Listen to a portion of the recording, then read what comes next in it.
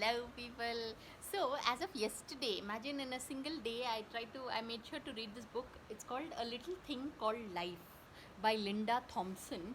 Now, who is Linda Thompson, you might ask? So, Linda Thompson, this lady was, uh, she's, she was the live-in partner of Elvis Presley, and then after that she married Bruce Jenner, the Kardashians' dad, right? The Bruce Jenner. She was his wife, and then they split up, and then she again married David Foster, who's a very well-known music composer, and uh, there was even a show called Prince of Malibu. So, no, yeah, what I found fascinating about this, honestly, the reason I picked up this book, I got it from Amazon, is that I was very fascinated to know how one person uh, could have married some of these very, these, I don't know, super achievers in their field.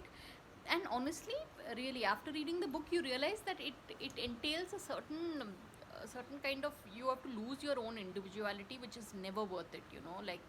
But when you read the book, you realize that what a compassionate and forgiving person Linda Thompson is, and truly, forgiveness, this one quality, if all of us cultivate, every other thing in life falls into place. So, do try and read it, people. It's called A Little Thing Called Life.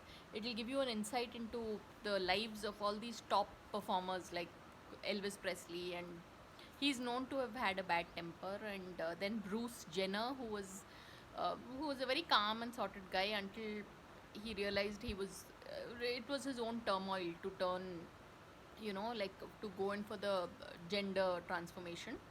And then David Foster also. So it was a journey, yeah, this close to 400-page book, but wow, it'll help you understand how you can mold yourself to kind of make a difference in this world.